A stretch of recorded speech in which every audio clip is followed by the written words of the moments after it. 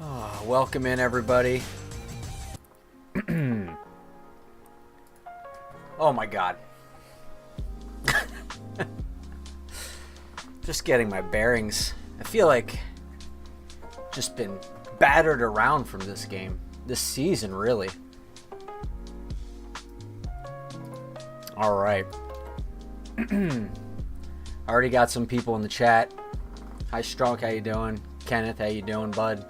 Omar, how you doing? Oh man, this was a tough one to watch. I mean, they've all been tough, really, but this one in particular, and it didn't have to necessarily be that way. The stats looked pretty good, did all right first half, and then the second half capitulation, like the title of that says, Deja Vu, right? Kind of, everyone kind of knows it's coming. The other shoe is about to drop, and it did. Seems inevitable at this point. And again, I feel like it doesn't have to be this way. A lot of it is our own undoing. Brad Guzan not keeping two shots that he got hands on out of the net. Granted, one was a penalty. That doesn't do us any favors. Barakal giving away a free penalty does us no favors. Moranchuk and Mayumba's slapstick comedy duo routine they put on does us no favors. Although it was hilarious in the most macabre and just comedy of errors type way. It was pretty funny. That's gonna be on, like, if there was a ESPN like negative top 10, then that would be right there. Man, it's been a tough season, guys, but we're gonna get through this tonight, and it's late, so we'll hop right into speaking with AJ. And also tonight we'll be doing a 4-person panel at one point as well. I guess we need more people to help dissect this dead corpse, and just tell us the most obvious things that we all see every time we watch this. So yeah, AJ, how you doing? You weren't at the stadium tonight, but you were at your nice at home, comfy, cozy. How did this game rile you up and get you out of that comfy feeling you had? Comfy feeling, man. I assume you're comfortable. It's raining outside. Half. You know, you think maybe everyone's on like a blanket. At least I was, because I had a cat sleeping on me. My wife was next to me. Kids were asleep. It was quiet, relaxed, chill. And then a travesty happened on TV, which got me amped up and upset. So,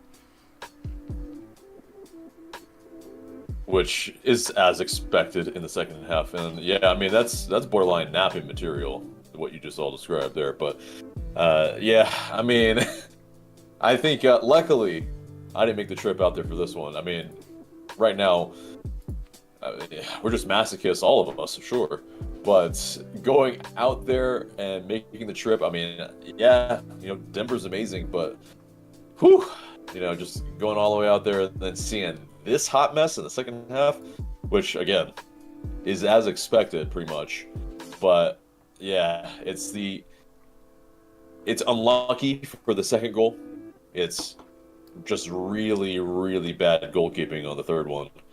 I mean, to a degree, yes, it's a snapshot. He has little time to react, but I think most keepers keep that out, or at least smother it, but don't let it go through the wickets. I mean, it's further just ammo and food for thought for Jaden Hibbert to pretty much usurp him. And I think you have an argument for this. I mean, if you are supporting that move, seeing how the mistakes were in this match, whether they were directly his fault or not, I mean, why wouldn't you at this point? Yeah. It should be a meritocracy. And yeah, it's very bad defending from Barakal, who, yes, was a little over eager, really wanted to make an impact in the match. Well, you did. I mean, I think to write him off, which some fans did in some comment sections, Yeah. I think it's a little early, but I think at the very least, you want to see, okay, how does he react? How does he make amends in the next match? But yeah, as a lone, it's not a great, impression for sure, and especially coming on as a sub. But he's I think the guy you're still supposed to bring on to shore up the defensive end, so this type of thing does not happen. And what does he immediately do? Yeah, and it's kind of wild. It's also, I think he's on a side that probably shouldn't have been. I mean, I think he's a little bit more of a left footer, and why is he on the right side of the box? Just like defending there. He should be a little bit more. Yes, he's ambidextrous, but yeah, it's like I don't think he should be the right center back here, and that probably could have been part of it. Is that he's playing a little bit out of position. Mm-hmm. Like if anything, it's he's on the left center back side. Anything, but yeah, and I mean, a really well taken goal by Moranchuk, but unfortunately, he did cancel it out by pretty much blocking Muyumba's shot. And yeah, like you said, comedy of errors. It's very much Benny Hill. It's just, yeah, like it's just you shake your head to the sky at this point. Like, what else can the team do? I was thinking they were very much in this now. Yeah, I was thinking like this is like I said in the beginning, like this is like that. So that the first goal against us, I'm like, the build-up was like 100 passes, and then we lose it, and then it's off to the races, and like and there was and then they didn't score on the one opportunity I'm talking about where that happened, and I called that like the most Atlanta United thing I've like ever seen, because at that point I feel like that's our DNA, is that we do a crazy amount of passes to get to basically their attack, to the attacking third, lose the ball, get hit in transition moment, and I was like, that's the most Atlanta United thing I've seen like ever. It's just such a core aspect of who we are. And then I saw that the Benny Hill-esque shot from Muyumba into like, at that point I was like, no, that is the most Atlanta United thing I think I've ever seen. Yeah, it's along with I think there was, I'm trying to remember the players, but it was, I think, a couple years ago maybe at this point. Maybe it involved Xande Silva and another player on the left wing, like near the byline. I'm trying to remember, but yeah, there was another one that was very similar. But as far as like yeah, but yeah, it's just like we're not really out of these matches until we really undo ourselves. And then our heads drop, and then a second goal after that happens. Yeah. And so I want to talk about that for a second. It's every match. Yeah. So what I've noticed in this game was that when we conceded that penalty, that's kind of when the momentum switched. And the heads dropped a bit, and he seemed to have been a sucker punch, right? We always talk about how United seems to get sucker punched, and they can't really return from it. When we were talking about Guzan earlier, reasons why Guzan is around, one of the old arguments is that, well, he's a leader and can, kind of be a energy support from, the back to the front, and kind of broadcasting confidence and leadership from there. I saw none of that from him from this, because that happens. I don't see Guzan like trying to do anything to change things around, to fix the narrative, to gain the confidence back for the guys. It was just business as usual. So I mean, if that's one of the things that you hang your hat on about one of the benefits of Guzan, I don't really see it really anymore. I don't know if I saw it in a while, but in this case, because this happens a lot, like we talk about the sucker punches and then no response after that. That you need your captain, you need your quote-unquote leaders to be the ones who turn things around. Guzan is just not doing that if it consistently just keeps happening. So Yeah. And especially it was this. I mean, if we're going to talk about that, it's Miggy was on the pitch when we scored immediately afterward. Whether that's obviously maybe a little bit more coincidental versus a thing where Brad Guzan had the captain's armband for the second half, or not the second half, but when Miggy came off. So it's that. It's just like it could be a little bit part of it, but maybe it's coincidental. I think the main crux of it is that everyone on the team pretty much did not respond well. AKA, they didn't respond. They just let it happen. They just capitulated like they always do. And important. I mean, I think and right like, now Carl could sense it, right? They were like, "Oh, they're reeling back. They got hurt there, like they burst a kidney or something. So we're now gonna just keep going at you," and they did, and they were rewarded for it. Yeah, they smell blood, and I think that's what every team against us really does. They sense it, and we don't sense the danger early enough. And it's evident on all three goals, pretty much. If Barrett Call does foul outside the box. Yeah. You know what I mean? Get it done earlier.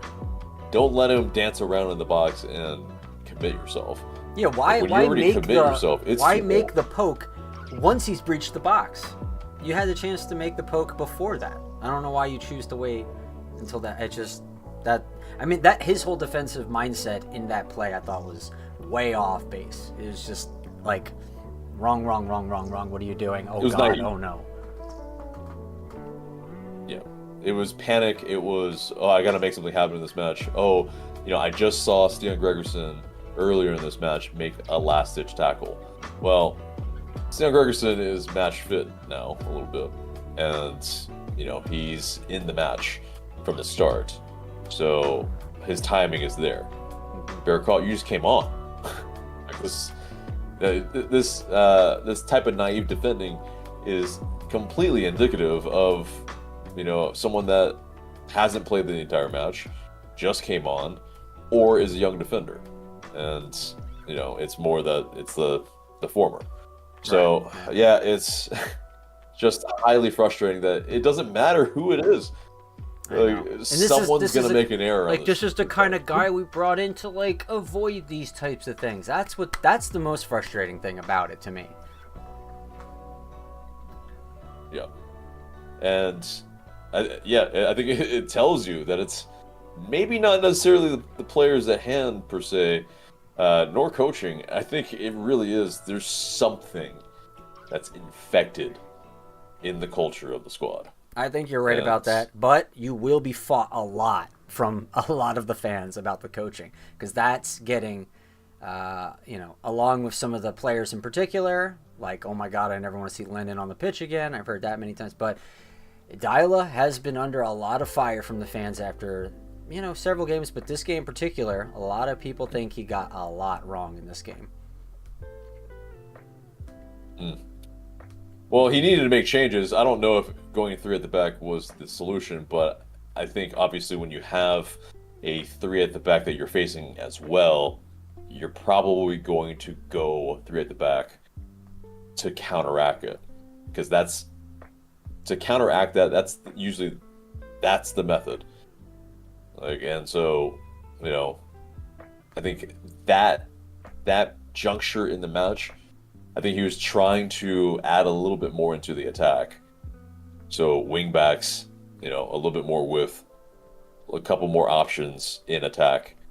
But yeah, I don't think the guys are trained enough. Yeah. On it. These 3 center backs have played together how many minutes? 30 minutes. Maybe. Yeah. Actual game time. It's just, yeah. There's no continuity, and that's been the case all season with our center back pairings or trios. It's just they're strangers, and it's completely part of why we're having problems defending, and also why we're having problems in build-up to actually fashion the chances. And how many loose balls were there as far as the passing? Just, it was time and time again.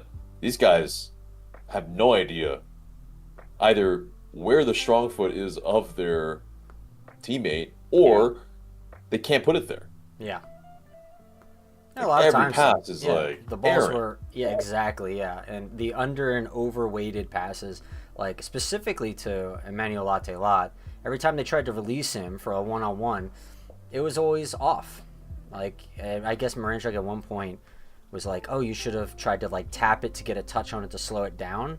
At one point, but I'm just like, why? Just make a good pass then. Like, I don't know why we have to do, like, other teams don't have that problem. They seem to be able to thread that pass and get that pass to unleash their striker, but we just, every time it's gets right to the goalie or gets intercepted or what have you. It just doesn't reach his foot that in a way where he can actually do something with it, which is very, very frustrating to see, because that's like what you're, like, every match with a player like him who's built the way he is, you're sitting there saying, I'm excited to see him get that type of ball and to just like devour it, but it just, and get on a highlight reel, but it just never happens, except for that one time with like New York City, where he just like bamboozled them. But outside of that, like, it just doesn't happen anymore. Yeah, I mean, it's basically this. It's Lat is more of an open space player. Don't play the ball to his feet. He can play with it, but it's definitely, once you get him running with a full head of steam, that's where he's dangerous. And how many times have we been able to see him do it? It's almost like maybe once every 5 games, maybe. Like, he doesn't get that service, and it's not to excuse when he does get the ball and he snatches at his chances and then doesn't put the ball in the back of the net like last match, but it's just, yeah, I mean, we're not playing to the strengths of any of the players, pretty much, bar, a wonder strike by Marinchuk. It's like, there are some other chances, sure, but obviously they weren't goals. So, that's the crux of it. Like, we're judged by wins and losses, by goals and misses. So, but yeah, let's get some people in here. Let's not get too late. Going right to the 4-man, or are we starting with Nick? Let's get Nick in here first. All right. Yeah, let's get Nick in here first, and then we'll get that. We'll get his own. We'll get his own. What's it called here? I need to change that. All right. Let me message him as well. Yeah, I'll toss him a message in a second too. But, and let's look at some of the chat while we're waiting, which usually we don't have to wait very long. Nick is very quick. Speaking of him, there he is. Told you how quick he was. All right, Nick. How are you feeling? I know you were a little dismayed in the Discord server tonight. Rightfully so. I felt a particular amount of sadness watching this game. It was a little bit more than usual. I'm not quite sure why. I can't really put my finger on it, but it almost feels like sealing the deal to a degree. That, like, all right, yeah, this is pretty much the rest of the season. That's the way I don't feel like there's anything that's gonna come out of this in a positive way. This team made a case for me this evening to possibly win the wooden spoon.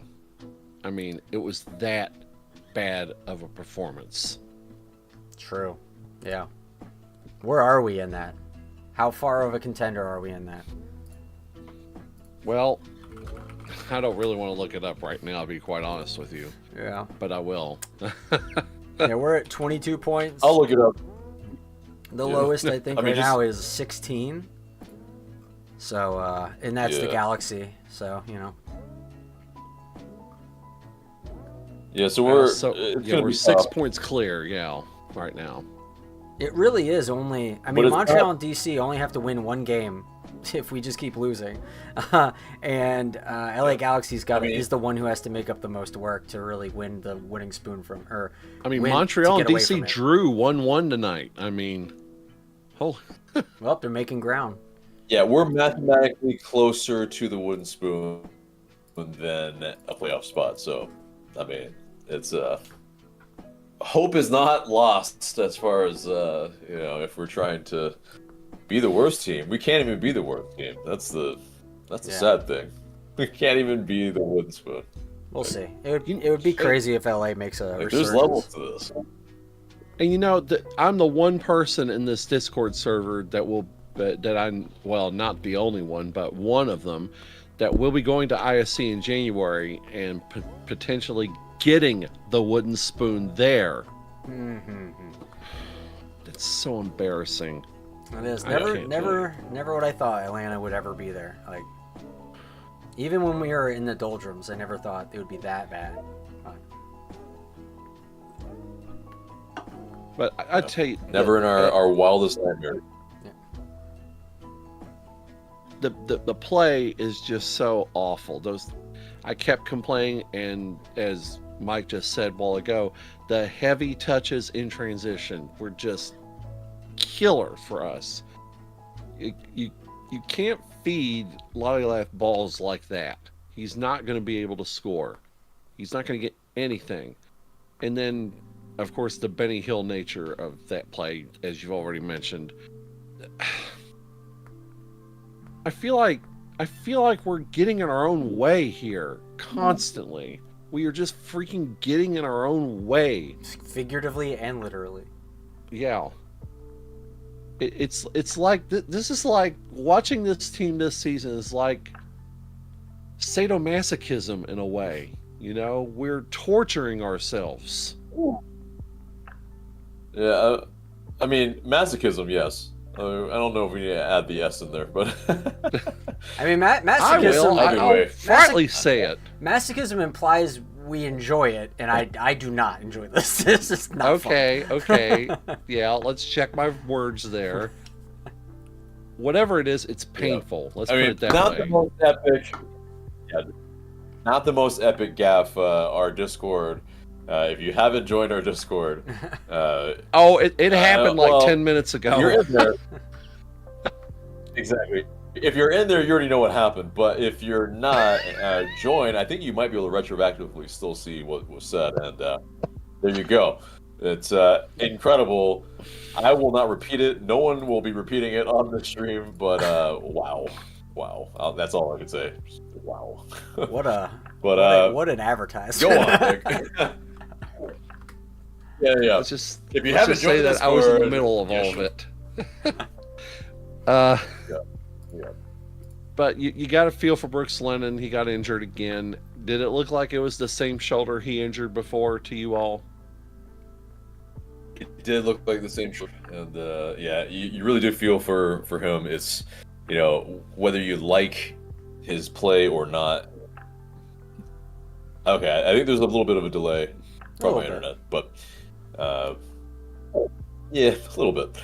But yeah, essentially, you feel for him a little bit for sure. It's sad. You don't want any player for Atlanta United to be suffering from any injury. But yeah, with the form that he's had, like even then, it's just you want everyone to be healthy and have the best form that they possibly have. And if he is going down, hopefully he has a very quick recovery. But yeah, it didn't look good, obviously. Yeah. Like, having him come off with a trainer is not good news usually. Yeah, gutted for him. It sucks. But I mean, probably not getting contract renewal based on that if it's a long-term kind of thing again. Yeah, and I couldn't tell, but was that a contact injury? I didn't see it. I didn't see it either. Yeah, I don't think they really showed the replay. They did not. At least that I can recall, so... Yeah, either way, it seems maybe it was an innocuous tweak, and yeah, I don't know. That seems like the season, probably, for Brooks Lennon. Yeah. Yeah, I have to say this for a second. One of the chatters, Max Plays Games 492, says soccer is a stupid sport. And you know what? It kind of feels like that's not the first time I've ever heard Max say that. Because he said that to me in the supporter section multiple times. I love that. Soccer is stupid. Why do I like this game? Yeah, right. Yeah. That is masochism. Like, why do I enjoy a stupid thing I don't like watching? Okay, so I'm right then. Yeah, if you put it like that. Yeah, if someone feels that way and then they're still watching, it's like, yeah, that's on you. Yeah. But I'm still here. that's what's crazy is that this game can be so beautiful and incredible and have a lot of community building facets to it that is just absolutely incredible. But you also have the other flip side of it, like this, where, we've been subjected to watching this for pretty much the entire season. And I mean, I don't know, like, thank God there's other football as well, because if this was the only stuff we were watching, like, it's tough. I am getting this close to picking up a Prem or an EFL team. Y'all don't know who ever it's going to be, neither do I. That's fun. Just put it like do it in like a shuffle. Just pick randomly and then see what happens. That might be kind of fun. You never know what you're gonna get.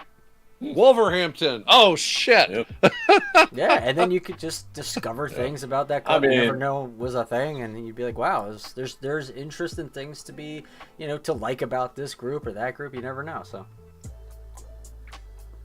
And no one can ever accuse you of being a bandwagoner. Right. But, there can always be worse clubs, and I think you all know what I might say, so. And with that, we all are reminded that the EPL has started recently, so there you go. All right, Nick, so your final thoughts on this game and everything. There's really nothing I can add that is different from anything I have said previously. Who the hell does Barakal think he is committing that foul? And full disclosure, I am a novice idiot thinking it wasn't a foul at first in the Discord. It's on the record, and then I looked at it again. I'm like, oh shit, that is a foul. I mean, you're not the first person to jump at a conclusion for a foul or not a foul and then to get it wrong. I've been on that receiving end many Well, it's times. so easy to think it's simulation on the other player's stance, but when you look at it and when you look at the replay, I'm like, what was he doing? He got bamboozled. You guys sold the dream, and sent to the store for chips, as they say. So, but and I could have stopped the third goal. I could have stopped the third goal. I could have stopped the third goal. All of us could have stopped the third goal. Yeah, that was upsetting. And Brad Guzan hates it. Like he was so upset that he didn't save that penalty. Like he smashed the ground multiple times. You could tell that hurt. Yeah. I think he knew that the team needed it. It's not for lack of trying. I mean, this team obviously is putting effort. There's just something like, what's that movie? I mean, it's either Major League or Angels in the Outfield or something. Like it's just so bad. Like it seems like there's some supernatural stuff going on. Yeah. Like somebody put something off, and at this point, like we gotta pinpoint what it is. Yeah. It might be multiple things. I don't know, but like some spirit of something, the soul of whatever. Moranchuk falling over just has dead been besmirched. Was just like, oh my god, the cherry on the top of the cake. That was just incredible. I was like, God, he knows. He's just like, he's like, this is just beyond parody at this point. It's like we're watching the end of But the anyway, TV season Nick, do stick blooper around. reel. Yeah. I'm sorry? For sure. Do stick around. We'll add Drew onto this, and we'll have a little bit of a longer chat. Yeah, well. we're doing Okay. We're trying to be like Ronnie Dyla. We're gonna be a manager. We're gonna sub in and out. Yeah, believe it or Okay. not. Yeah. We'll see how it works. All right. So It's an experiment. yeah, it's an experiment. So if it We'll see. goes wrong, everyone blame AJ. Yeah. Yeah. No one's I mean, here. No one's it's watching 12:40. anyway. Like, No one's gonna see this anyway. It's fine. It's fine. We can Exactly. experiment. Yeah, it's like how Conan O'Brien always says. It's like, like no one's watching, so no big deal. Yeah, exactly. All right. Well, we wait for that. Let me. Oh, geez, everyone's so quick tonight. You have nothing better to do, I guess, huh? Love it. Drew on the. And all right.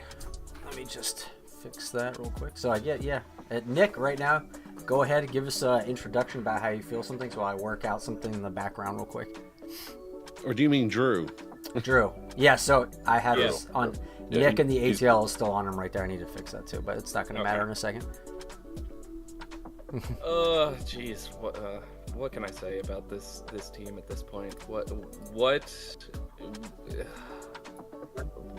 I don't know if it's just bad luck, if we're cursed, or.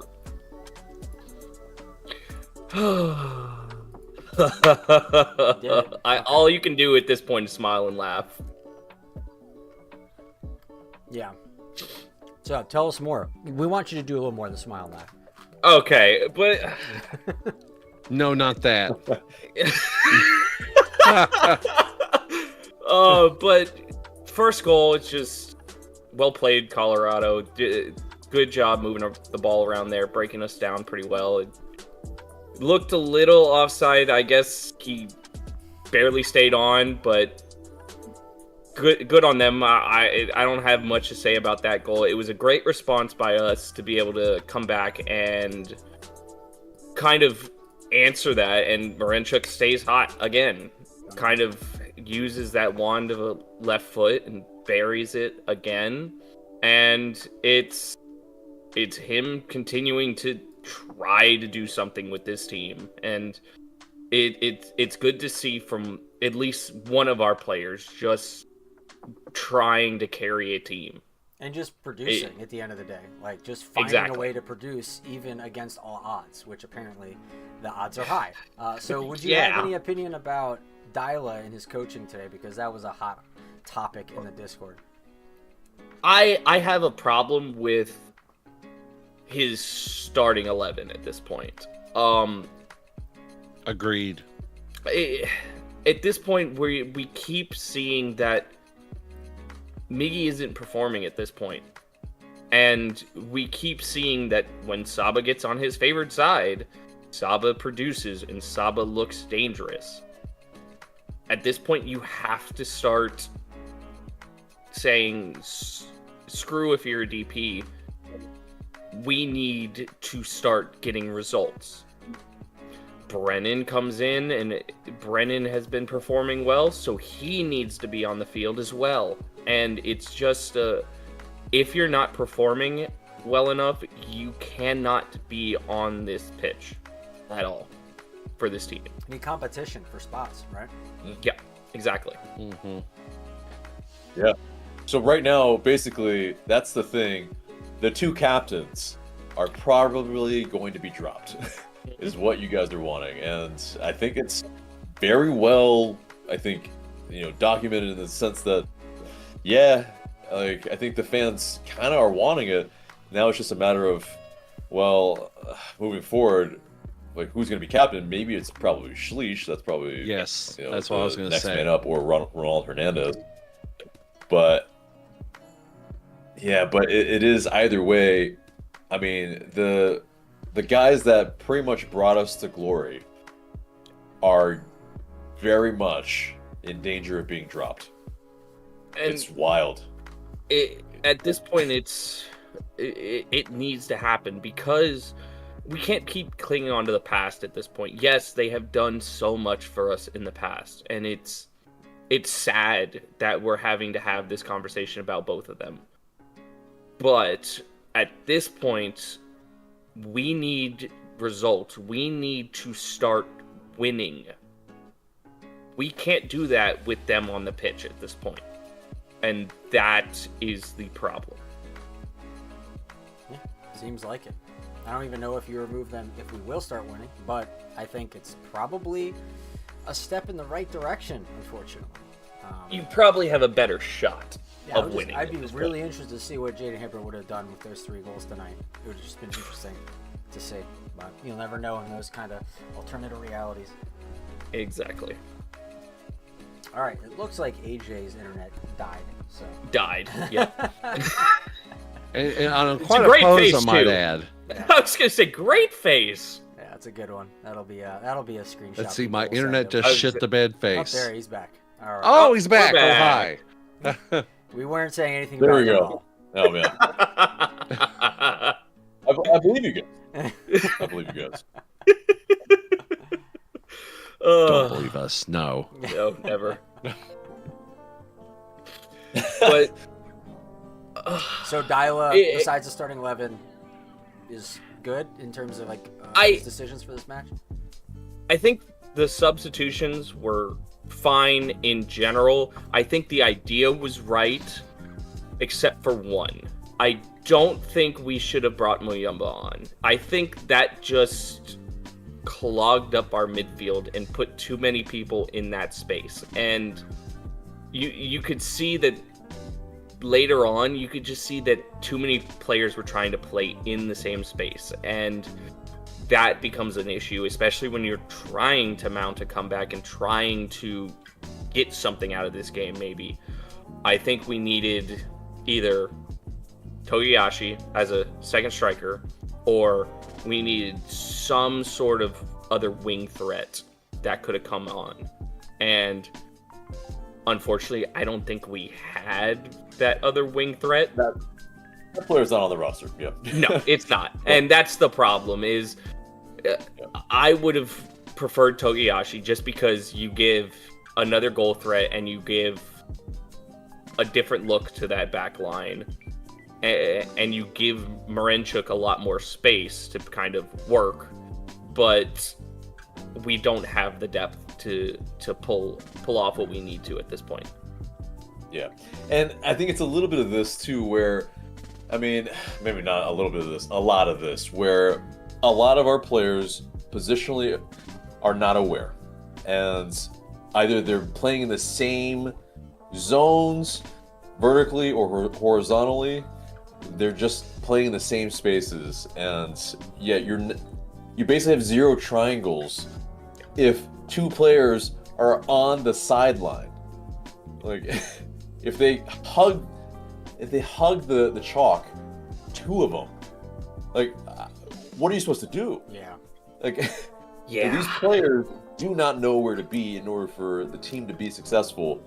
And Which is insane. yeah, when you throw like 2 more midfielders in an already clogged midfield, Like, you're trained somehow. in like U3 to do triangles. That's what like blows my mind. Yeah. Like, why is this? Why are people not moving into spaces to get into position to open things up, specifically in a trial formation? It's just, that blows my mind. It's just constant Right. systemic failure of basic principles of this game. And we should not be seeing that in one of 30 MLS sides. It is abysmal. Yeah, it's constant. And yeah, it's like there's kind of this elasticity of a good side anyway, when they're moving in sync together, and it's like pass and move, and they move up the pitch together. Like, unfortunately, ours just looks like a rubber band just being stretched further and further, Yeah. just as thin as possible until it breaks. Yep. Like, it's just it's the most maddening thing to absolutely have to suffer through Yeah. every match. One thing I Yeah, noticed, I don't know if you guys will find this interesting, but I kind of did, because I typically don't see this, tactically speaking, played out so clearly. But there was one point where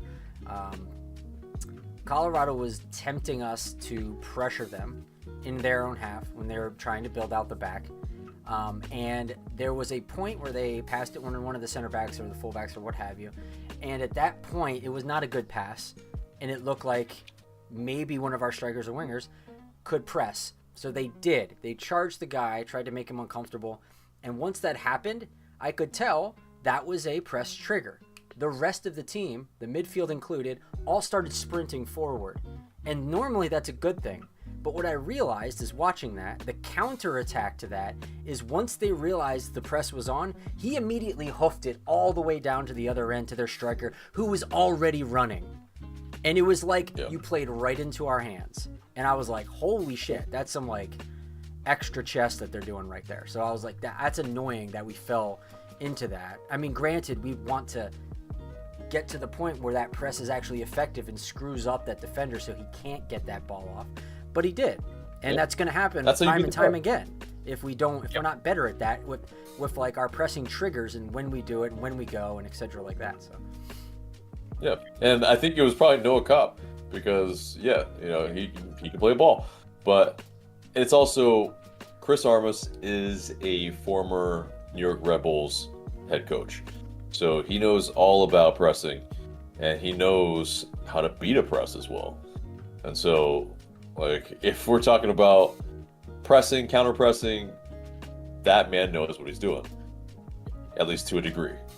Obviously, maybe not to a winning kind of thing, and obviously he kind of pooped the bed against us a little bit when it came down to that, but that was great on our end. But I think he learned some lessons being kind of a assistant head coach with Man U. So somehow it's it's an odd thing when even when you're on a bad side, you can still learn some things. But yeah, and so obviously he learned enough to beat this like Nick said, an abysmal Atlanta United side. And I hate saying that. And like Nick said earlier too, this is basics. Like, this counter press and this like resilience and ability to fight out of a press and recognize the trigger and when to do the counter attacking. This is basic stuff. This isn't like revolutionary. Like when I was describing it, I was describing it in terms of like, I haven't seen it so clearly in a game before. But like, it's often there. It's always what's going in players' minds at all times. So like, we don't do that, like ever. Like I rarely ever see. And then when we do it, it's like the most, inconsequential ball played out of that. Like that ball from that defender, because he had, I guess, enough time because he knew it was coming to place that ball like right on the foot of like their striker. That never ever happens for us. And if that was Noah Cobb, fantastic. You didn't do it when you were on Atlanta. So like, what the hell? It's so frustrating to see that. Right. It wasn't Noah Cobb as far as the goal. That was a different player. That was a midfield player. But there are often times that, yes, Noah Cobb did play a diagonal. And sometimes it came off, sometimes it didn't. But yeah, I remember one really like landed on the left foot of one of the players. And he barely had to do anything. It was just, just a decent touch. There it is. Bam. And that's frustrating. Infinitely frustrating. When it's a player that Ronnie Dylas said that wasn't going to be able to play against us. He wasn't up to date on the rules. Yeah. Yep. Exactly. Exactly the expression that Drew has right now. Yeah.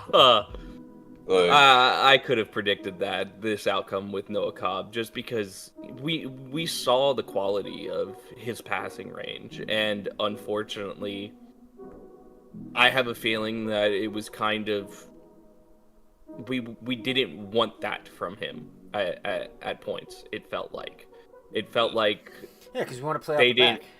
Exactly, and unfortunately, that doesn't always work. We need a player like that to be able to hit a ball long and be able to break lines. That allows our possession to mean something, because now defenses have to second guess what is going to happen. If this player has the ball, is he gonna put it long or is he gonna play it short?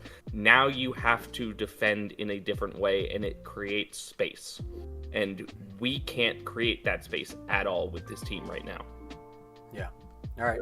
Yeah, you got so many freaking players in the 6-yard box. I mean, there's like. Yeah. Yep. But so how we're gonna do this? We're gonna do a little bit like shifting. We only have about 4, not about 4, but we only have 4 that we can. So Nick and the ATL, thank We're you so much. subbing you out. Yes. Yes, Well, I'm tired and I'm going to bed. I've had a day. He played his 90. He's good. Yep. Hopefully 90 you and then have some. a wonderful sleep. Yes. But Yes, I will. Good night, everyone. Yeah. Night, buddy. all right. All right, and then All right, we'll get Nick 17. yeah, our other Nick, the Yep. backup Nick, Nick for Nick. number 2. And Nick, yeah, it's Yeah, a not like for like, usually Nick for whatsoever. Nick. Yeah. Incredible. Oh, All right. Okay. While we're waiting on him, let me see if I can see some of these. What do we think of Tottenham? Is what Drew was saying in that. Pick Liverpool.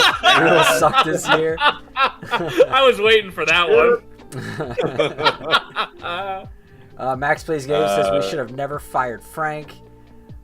Join me, pick a German team. No. Drew says, yeah, Oh, I mean German Bundesliga can be This fun. is gonna be. This is something that like is gonna No. be talked about all the time, and it's just like, no, rosy colored glasses for everybody else, and it's just the reality is that no, like Frank de Boer wasn't the answer either. Mhm. Like No, there was a he was reason why he not. was let go, and yes, okay, you know, he did have a decent 2019, but yeah, you can't lose in the MLS's back tournament.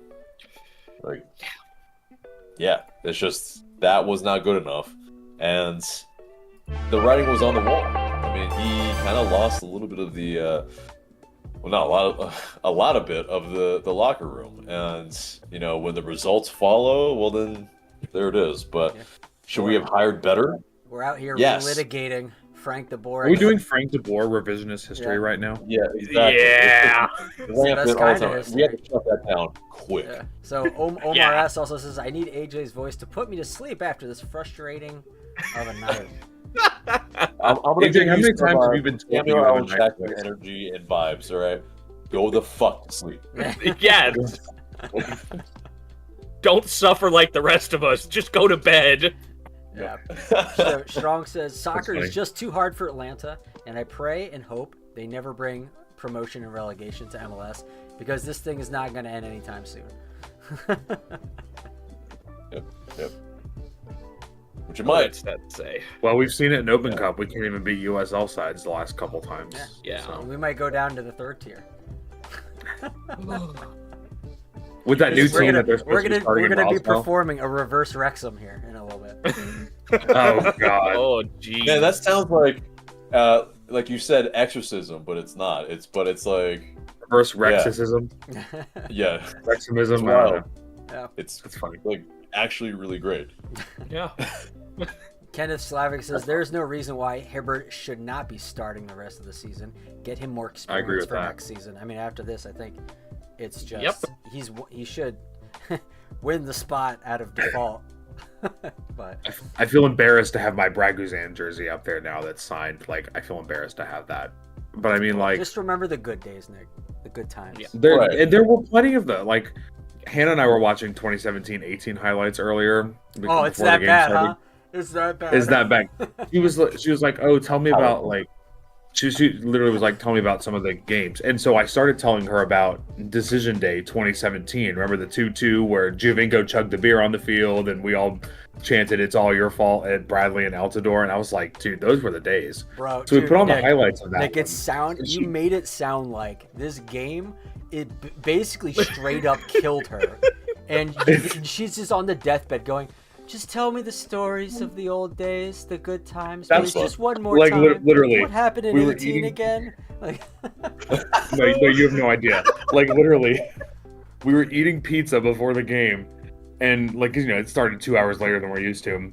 And she was like, "Okay, so like, tell me about this." And so I put on that one, and the first thing she says, like, she sees the crowd at kickoff, and she's like, "Wait, every chair is full." I was like, "Yes, that is what that was like."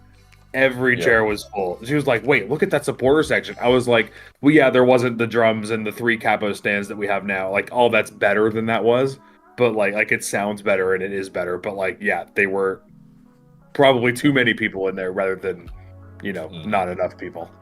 Bare Right. bones. And just like those memories, like Braguzan, no one's gonna take those memories away from you. Like, Oh, those no. still exist. And it's like, when movies have bad sequels, it doesn't take Oh, yeah. away the goodness of the original or the first one or anything like that. Right. If Yes. Avengers Doomsday stuck, like Endgame was still good. I Like, just have to I drink agree. enough that it deletes that part of my brain, so I don't remember Right. it anymore. Yeah, just don't leave anything in the cache for that. Exactly. Yeah. Like Dragon Ball Just Evolution. walk Damn away it! with- Now I need to go drink more again. Yeah. Drew, what do you have there? What is that? I have whiskey and Dr. Pepper. Yeah, whiskey and Dr. Oh, Pepper. That's a good combo. That's probably got a bite to it. I like that. Yeah, it does.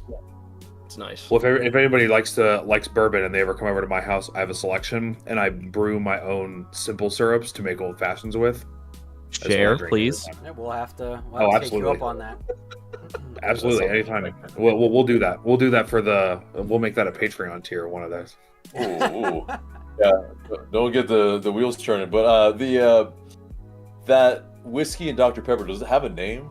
Something. No way. I've never Sergeant heard it Pepper. said anything. It's just I heard about it from somebody and I was like, this works. This works really well. So Because yeah, like whiskey and Coke, classic. But whiskey Yeah. and Dr. Pepper, interesting.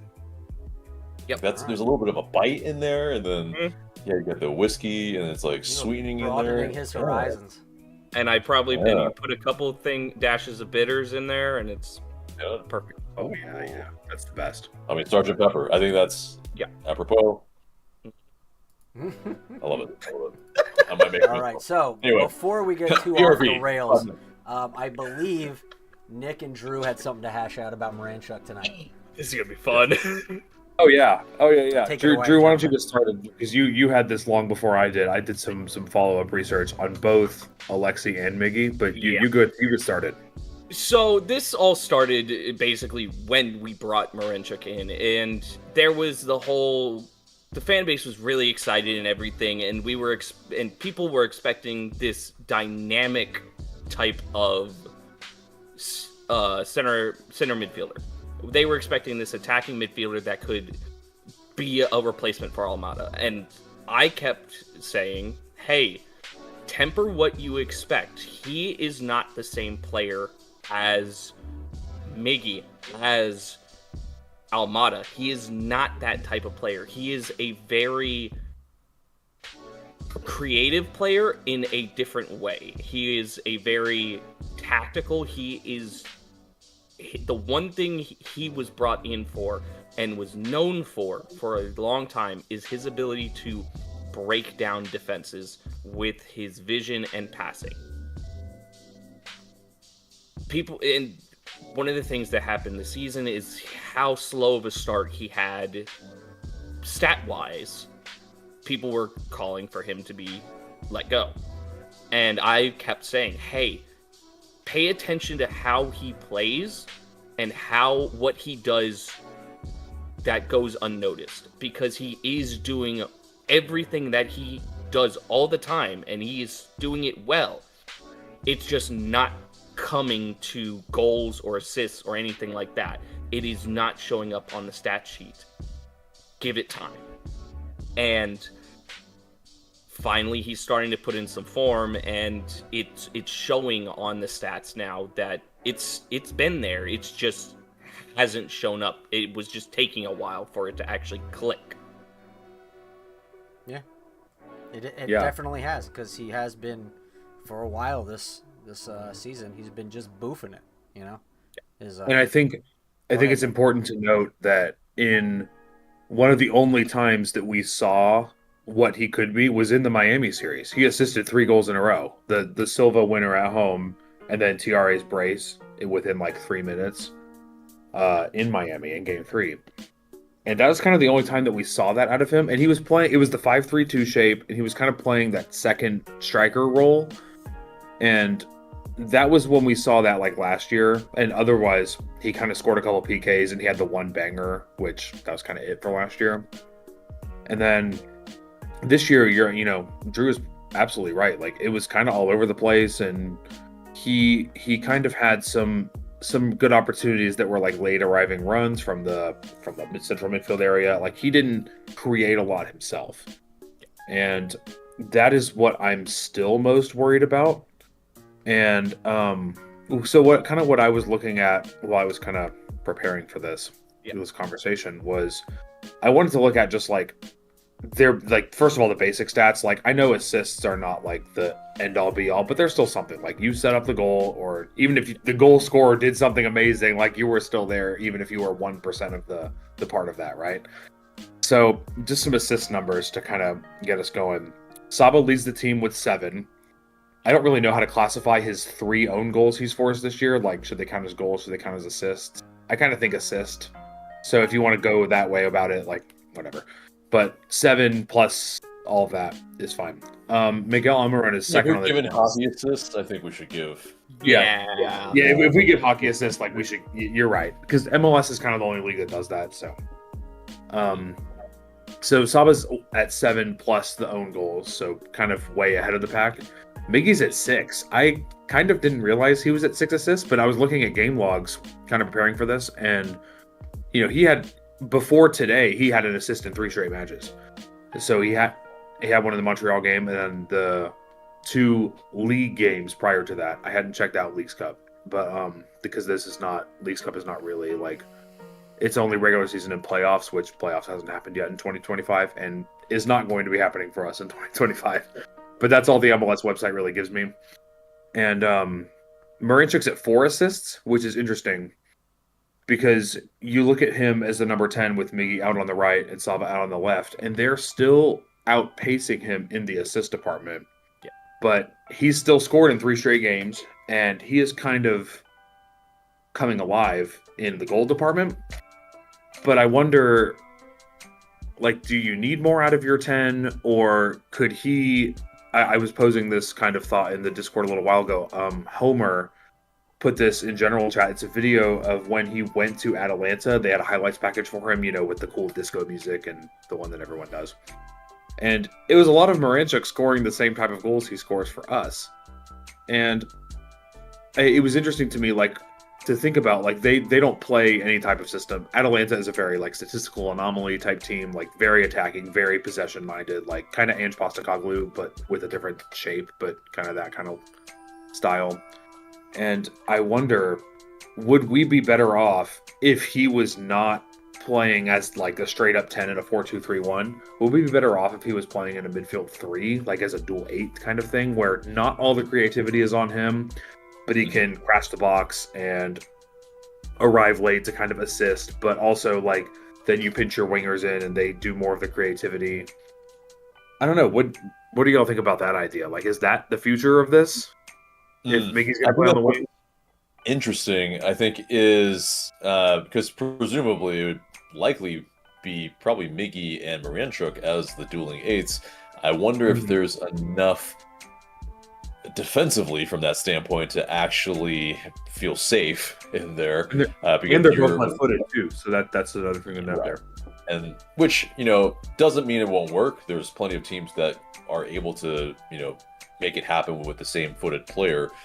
But it's asking a lot of a number 6 to be that lone number 6, unless you have a fullback that can tuck in and play as more of an interior. And that's the difficulty in MLS, is if you have that type of player, well, they're probably not playing in MLS. They're probably moving on to a better league. And so they're probably getting yeah. And so that's the conundrum that we have. Or, I mean, it's like, I think to some degree, Ronaldo Hernandez could, but on a winning side, that's the very, very important distinction. Yes. Ronald Hernandez would have to be like the worst player on your starting 11 for that to work. Yes. Exactly. Yeah. Or maybe the best player of On your your like reserves, UPS all side or something. Yeah. And, Not UPSL. but yeah, you know, and so in that respect, though, it's like I don't know if we can do that. I think we're gonna have to play a little bit more kind of traditional, maybe not traditional, but like circa 5 years ago, maybe, where yes, you have your fullbacks bomb forward, you have, you know, maybe your wingers tuck in a little bit more instead of being the width. And in that sense, you can have guys that are presumably better on the ball to be able to play off of. And yeah, you know, try to make things happen inside the box. Because that's really our problem right now is we're allergic to the box.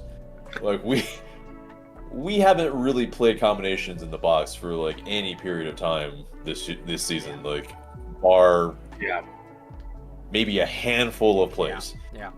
And you know, teams know what to do against us. They know they can just sit back on us. We're not going to penetrate that box at all. And yeah, good luck. And it's not even just the box. It's the whole Pep Guardiola zone, like zone 14, like right around the area of the box. Like watching EPL this morning, I probably watched like 3.5 to 4 like entire games today before Atlanta United. Like just such a breath of fresh air. Like, I mean, I've got my Spurs shirt on today. Like Mohamed Kudus came from West Ham for $75 million or whatever. And the way he just stands at the end of the box and waits for the defender to like make a move before he like dribbles past them is just crazy. The way that they just move off the ball and like it's not like that's impossible for us. And when I was showing Hannah those highlights earlier, she goes, why aren't we doing that now? And I don't have an answer for that. Like I was like, oh, she was like, what about that guy? So it's not just EPL. I mean, you even watch some MLS teams where they do it to us. Yep.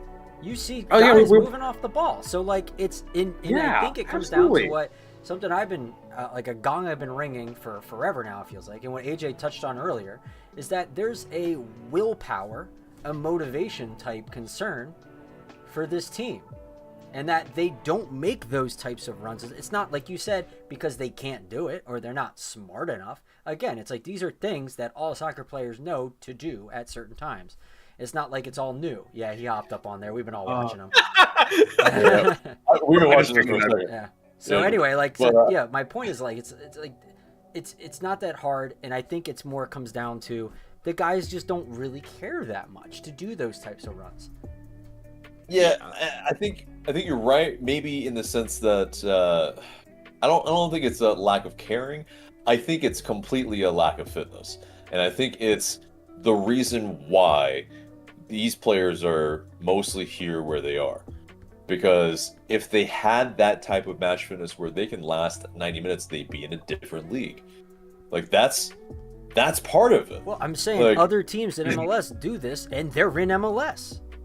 Well, yes, but I think it's, you know, a matter of some players are able to, like, a lot of midfielders in Europe, they're able to run the entire match. And that's why they're in Europe. Right.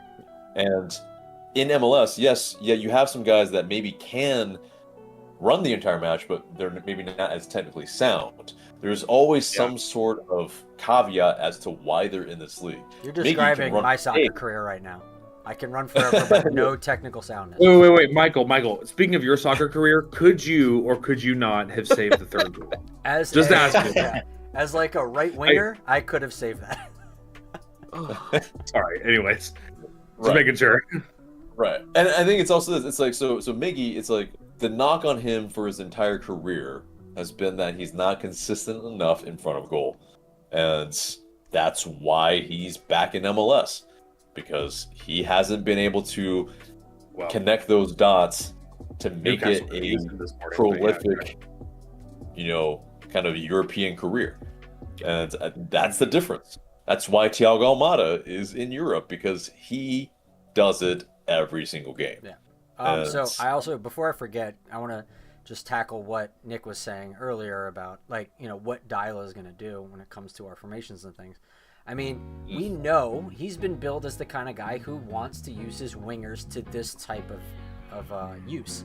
Like, it is no surprise to me that the wingers are getting a lot of assists, because apparently that's just what his bread and butter was when he was here. And the guys who are in our Discord, we do have at least one New York City fan, and he was like, hey guys, I hope you're ready for wingers being extremely vital to how you score goals, because that's what you're going to get with Ronnie. And lo and behold, that seems to be what it ends up being the case for us.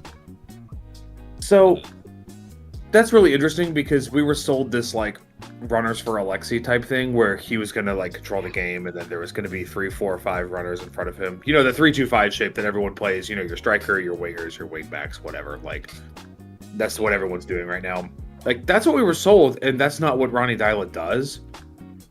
No. And I don't know if that's any of the players' fault or if that's Ronnie's fault. Like, is that Garth's fault? It's not Chris Henderson's fault. Like, he just got here. This is his first window. That's interesting. Yeah, I think Ronnie it's tries it sometimes. Like, I remember there was at least one point where he would like kind of beat it into their head, like, hey, because he got grilled in by Sam Jones, like, where are your through balls? Yeah. And he's like, in the next game there was like 10 through balls. Like 4 of them. Yeah. So like he started doing a lot more of them. So there's that. But like, awesome. And that's like the runners for Alexi type thing.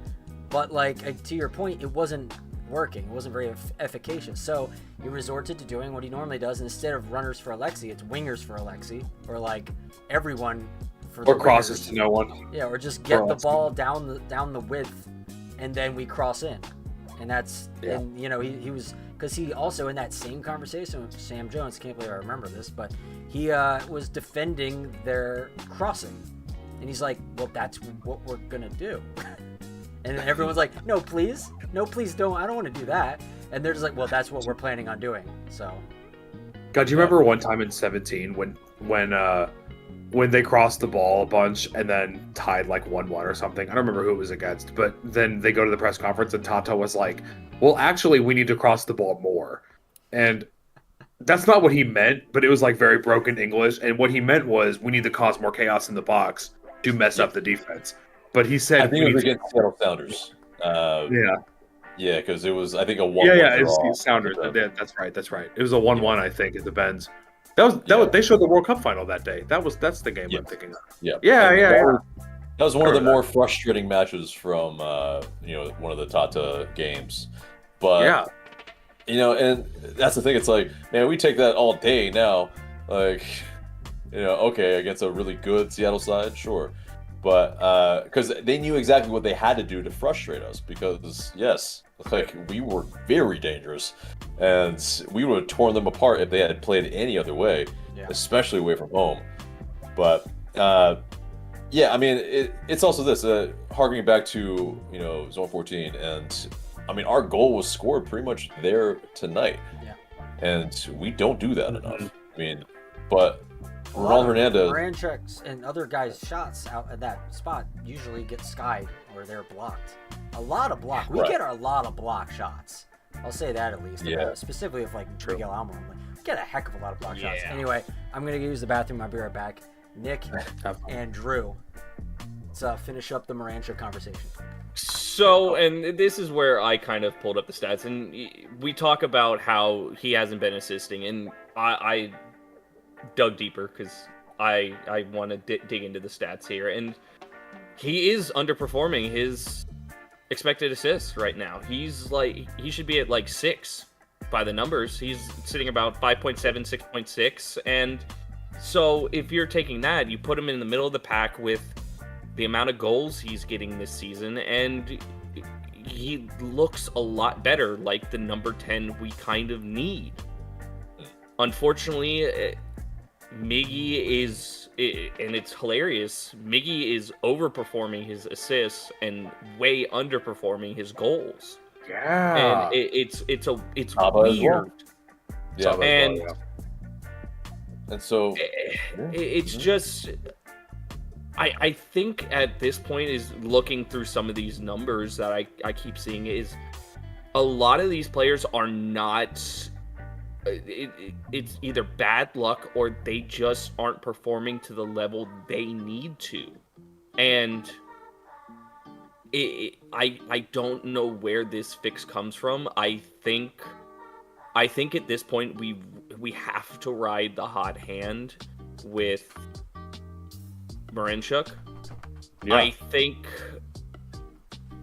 Almiron, he feels like he doesn't quite fit the puzzle at this point, and that's the sad thing is we know what quality he has, we know what he means to Atlanta, but it feels like this team is not right for him, and I think we need to start taking a look at what else we can do.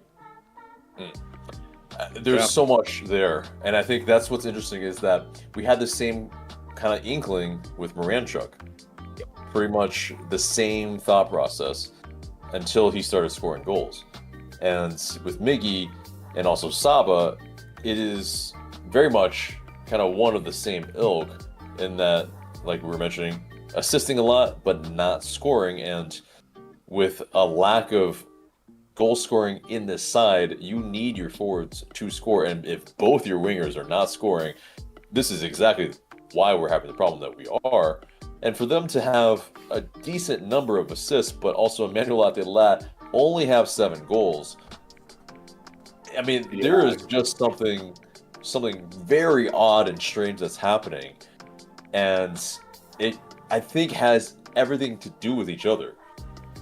And if your wingers aren't scoring, then Latte then gets isolated, and then that's kind of the snowballing effect that we have seen. Exactly. That's a really good point to bring up. Right. So It's basically Latte he's having to deal with basically being double marked every single match, and at that point, like you can only do so much in the box when you don't have time. Yeah, you have to take one touch. Yeah. That's it. Yeah, that was at one point where Miggy was running up with the ball, and he puts his hands out like, who's going to come and help me right here? And it's just Emmanuel staring back at him with like 4 defenders surrounding him. And I'm just like, what do you expect to happen? You know what? I'm sure Brooks Lennon was on the far post being like, yeah, exactly. The ball for nobody, guys. And like we he's left there for a reason, unfortunately. Yeah, right. It's just so to add, go ahead. To add on to what Drew said, y'all know I like the website FBref, which is where you have the green bars and the red bars and the percentiles and stuff. FBref is the best. It's my favorite. I was just saying, that's exactly what I have up right now. Yes, awesome. And basically, what I wanted to do was kind of compare some of the expected stats and per 90 stats and percentile stats from Miggy and Alexi, because some of them are very interesting. Because Miggy kind of destroys in the pass completion, the progressive passes, the progressive carries, and successful take-ons. Like, he takes the cake. It's not really close. Like, 94th, 95th percentile in pass completion, progressive passes, 76th percentile in successful take-ons, which for a winger, like, that's pretty high. He also clears Alexi in the progressive carries category, 60th percentile to 30th percentile. Very interesting. Both of them are good in pass completion, progressive passes, but it's interesting that where Moranchuk drops off in the sort of progressive carries and take-ons categories. That makes sense to me. And also that he drops off there. Yeah, and that doesn't surprise me because he's not going to try and just outrun anyone. He's just going to lay off nice passes. That's all. That's his whole thing. Yeah. Like he's like the facilitator, maybe the Nagby style kind of. He's just playing farther up the pitch, but it could be that too. But even you go into the non-penalty goals, the shots, all that stuff. Like Almiron clears. It's very interesting to kind of think about why. I wonder if Almiron just takes more shots, and then Alexi just gets into his one area where he knows he can do the shot, and then takes it, and it's either like just over the bar, or those are the golazos that we've been seeing. Well, I mean, Alexi's a better sharpshooter. I mean, we know this when Miggy was here. Like, Miggy took a lot of shots, and he scored a bunch, but that's because he had a lot of opportunities. Mm-hmm. Exactly. Yeah. And so, go ahead, AJ. Yeah. No, go ahead. So my question for you guys is, and I was posing this in the Discord, and this is kind of what spawned this idea to have this conversation here, is like Alexi's got, it's either 7 or 8 goals depending on when MLS updates. I don't know if 6 goals was entering today or including today. So either 6 or 7 in MLS play plus the 1 in Leagues Cup. So 7 or 8 goals and 4 assists, right? And so that's in all comps this year with Atlanta, plus the like 4 and 3 last year. Is that sustainable? Is that like coming from a pattern of play where we can depend on that, or are his goals just individual moments of brilliance, like we were kind of seeing with Almada? Because I don't know if he's not assisting. I mean, like, we here's need the a thing. 10-2. My take on this is I think that is what that is, because I believe other like teams in the way our team plays, because we're not good. And to say what you say, when Almada was here, we weren't very good either, unfortunately, when he was here. And so the other teams force us to play like this, and we've adapted to play like this in response. So you take this 10 out, another 10 comes in, they're going to play the same way because we're pretty much forced to. I don't like, if we were good enough where we can tiki-taka our way with a 10 all the way in, and then, you know, score goals that way, like we almost had that happen against us tonight when they did like 3 one-touch passes into the head and then onto the foot and then almost into the goal. That was really good. Right. If we could do that systematically, like over and over again, then like we could use, we could, get a 10 that's more designed for that. But outside of that, like, hiring a Moranchuk or someone like an Almada who could just pinpoint a shot, and open things up, and then Moranchuk who has the vision and can also pinpoint a shot, I feel like that's probably what you need when we're forced to play like this. He's the type of player in a low block that, yes, can be useful. Now, the problem is he hasn't found a ton of players in the box for any of those quick 1-2s, and he's not one of those pass and go type of players. Yeah. And it's really one of the problems is that, okay, he passes and then he just admires the shot or admires the pass, and it doesn't follow it through. He's like, that'll increase my pass percentage completion. But that'll take me just as high as Mickey is. He's got like his little, he's got like an eye watch. You can look at his stat go up in real time. That'd be so. That's what I do when I'm like working out. I'm like, ooh, did I hit my calorie goal today? I'm like, okay, I can stop now. The stat watchers, yeah. No, I mean, like, if Miggy, like, this is the problem with, I think, how they play together is that Miggy is that pass and go type of player. He will continue that run, but there's nobody that will actually really do that with him. The next person that might is Saba, and they kind of get into the same areas, unfortunately. They kind of make the same runs. And then Emmanuel Atl would, but it's also, he has 1 or 2 markers on him every single time. And so it's just like, when you play back 3, like that's a big problem for right. Yeah, and so it's just like, if they play a back 3, well, we probably should have played with 2 strikers up top in this match, or at least have one of Emmanuel Atl drag out one of the center backs, preferably the central one, and then you start to really be able to exploit maybe some runs in behind. But do we do any of these things? No, like it's just like it's static. We do not disrupt their defense. We don't pull anyone out of position. It's just they sit there. The commentators even talked about it on the broadcast tonight. They're just like, all the men are behind the ball now, and they just wait, and eventually we cough it up. Yeah, because the only questions that we ask are, can they defend an aerial cross? And the answer is yes, they can. Every time. And it's usually not even a good cross. It goes to Lennon, and it's over everybody's head. Okay. Defend. We're aiming for a back post runner that's never there. And it's just... Dude, it's so funny how... And I remember talking about this. I think I talked about it on 5 Takes one time I was on there. How most of the team would rather like die than pass it to him. There was a moment, I think it was in the Columbus away game. That was the game like my power was flickering on and off. I was watching it on my phone or something like that, and I watched Miggy like be on the right wing. They were playing the back five. Sorry, so Miggy was like the second striker, like the Honey Mukhtar, the Lucho Acosta and Cincy, whatever type striker, and he was like dribbling around, whatever, and he looks at Lennon with his hand in the air, doesn't pass it to him. I remember gives that. it to Alexi, and then he gives it to Lennon across to nobody. Like, it's just so funny to watch them know ball and then know exactly what's about to happen. And It's like you don't want. It's what what Bill Gluckman said all those moons ago. It's like the Barco situation, where Barco would just stop passing to some players because he doesn't. Like, he's a stopper. Like, the ball stops with him, and you know what's going to happen. Yeah. Or he just takes them so long to make something happen. And now that player is taken out of the game and just makes it so much easier for the defense to shift and like double mark someone now. So yeah, it's extremely detrimental to have what I would then consider a player like that as dead weight to be on the team.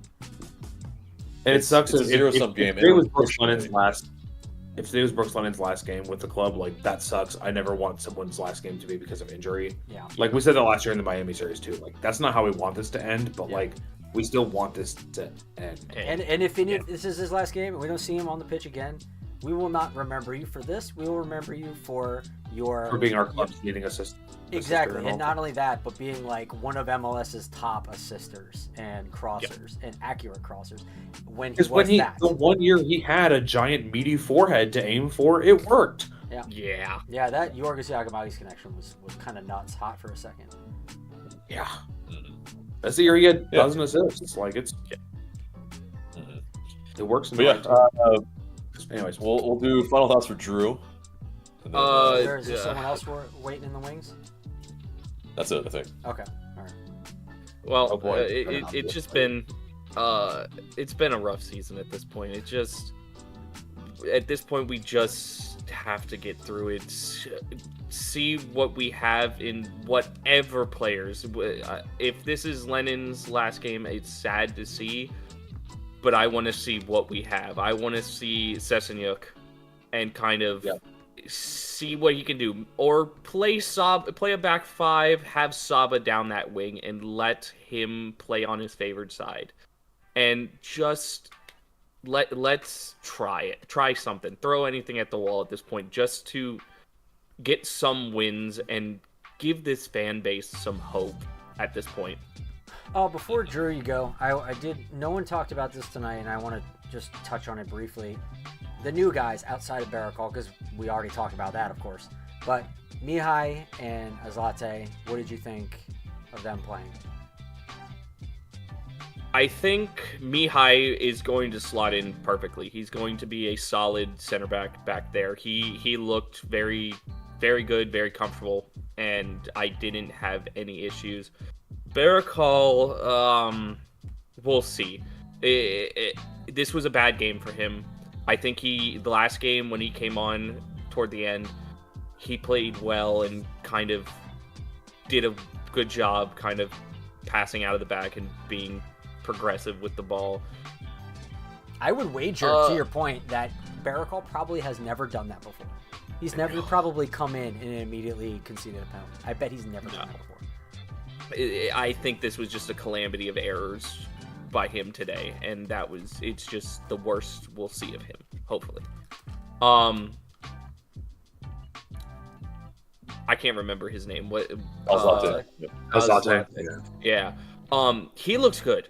I like watching him, especially watching him off the ball. He is a breath of fresh air. He is. We talked about the triangles earlier. He is looking to create triangles all the time. He is looking to create that triangle and then turn and face to find the open man, and he is looking to progress forward. If he and Salish get together, I like that combination a lot, because I think that gives our midfield actual creativity and actual solidity defensively as well, and that's been the biggest thing for us. Yeah, I mean, Drew, Drew, I knew you. Go ahead. Sorry. Drew, I knew you were a ball knower when you brought up FBref, because when you were talking about Alzate just there, I just pulled his up. 83.8% passing accuracy per 90 minutes, and as well as 95th percentile in tackles, 93rd percentile in clearances. Like, if that, like, that's all the stuff that Sleesh sometimes does well and sometimes really screws up. Like, if he can be there and do that stuff, so Sleesh can maybe, like, turn in, like, I heard, like we talked about Sam Jones earlier, I heard him talk about, like, oh, Ronnie wants to turn Bartek Sleesh into Keaton Parks, and, like, Keaton Parks is, like, one of the best, like, 8-6 combos in MLS, like, to this day because of Ronnie Dyla. And, like, we are seeing that evolution in Sleesh the last 3-4 months.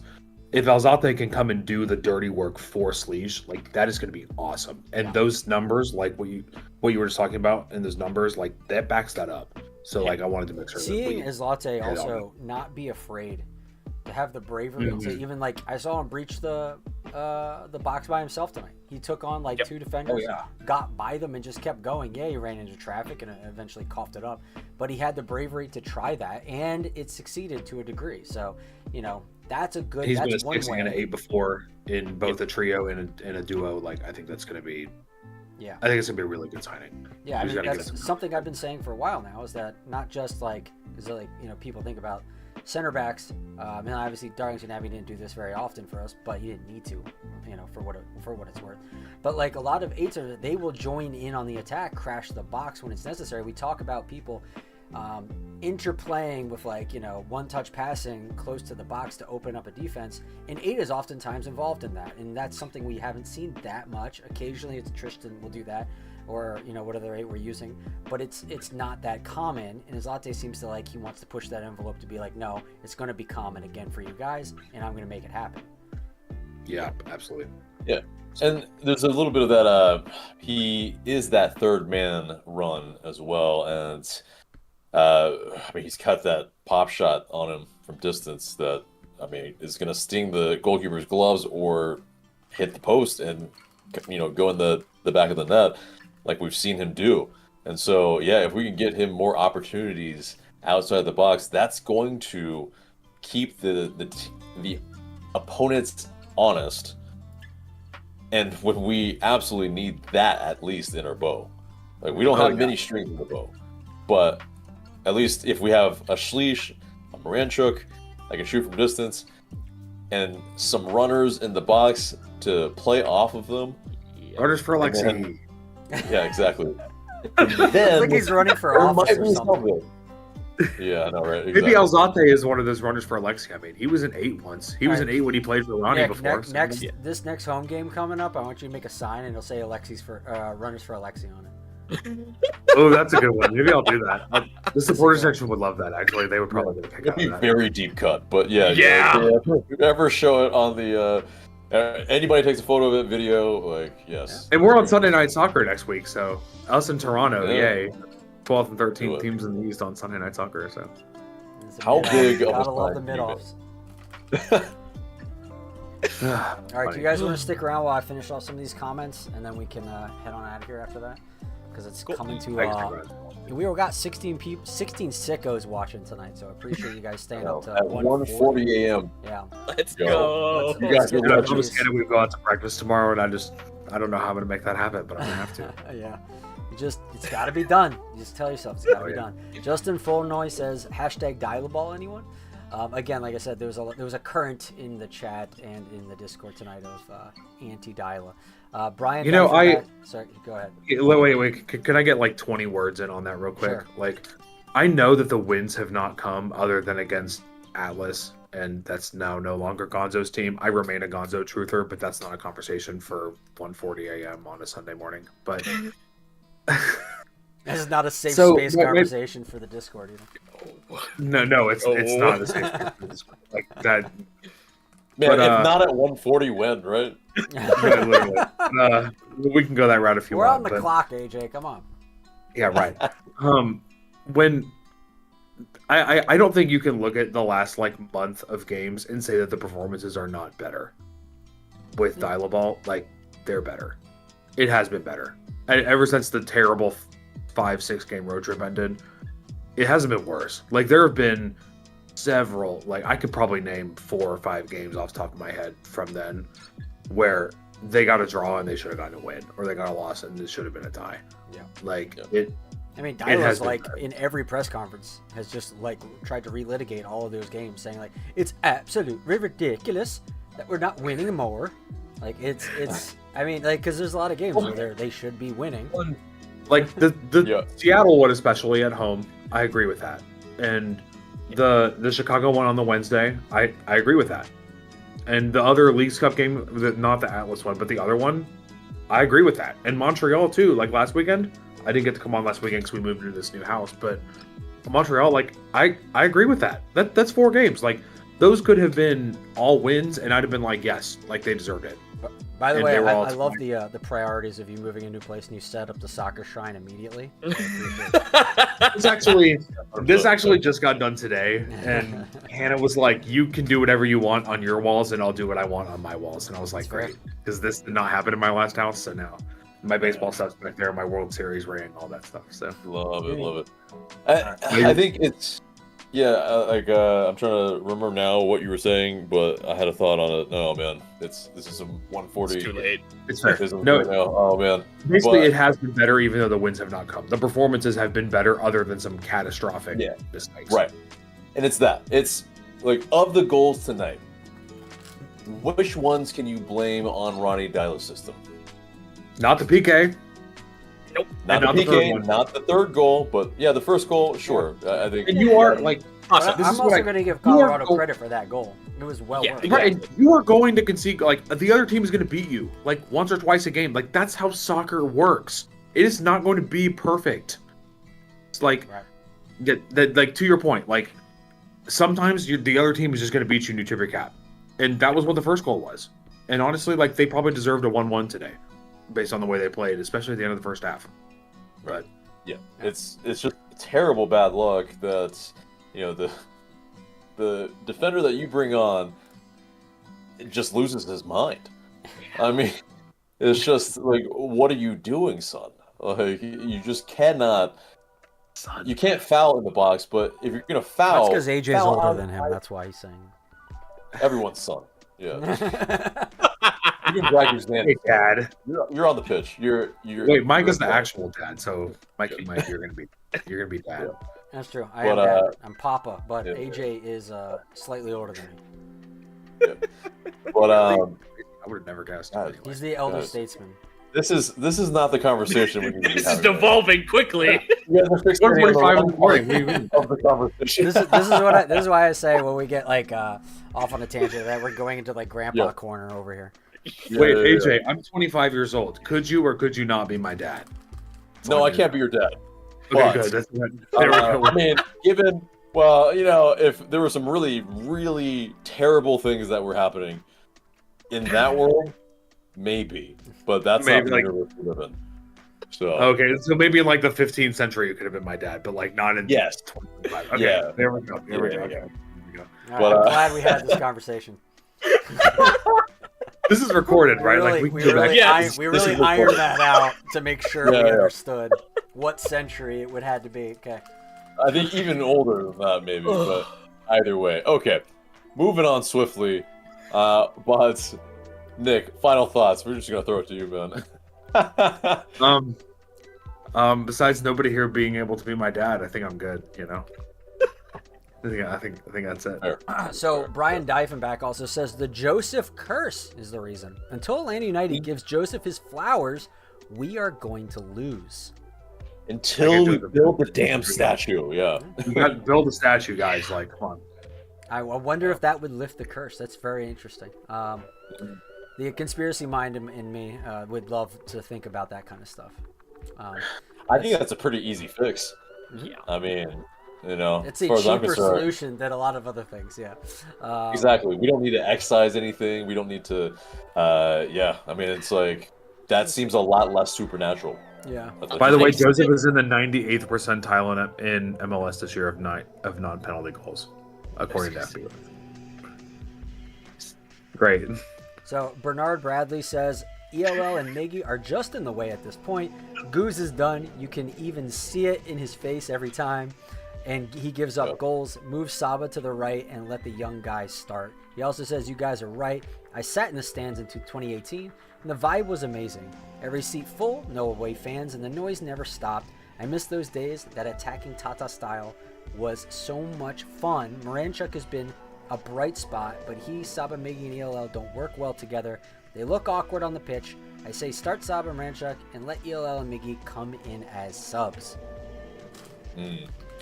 I think the grander question for our offseason, and maybe we can have people answer that now, is who do we remove from Slam in order to actually do well next season?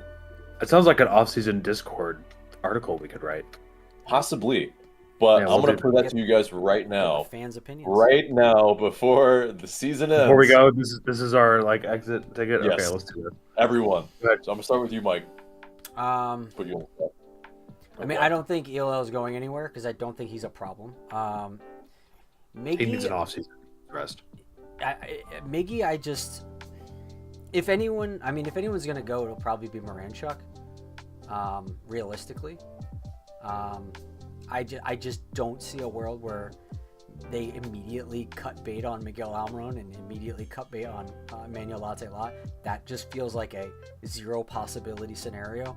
So I would have to go with definitely Moranchuk, but I guess Slam, so Saba as well.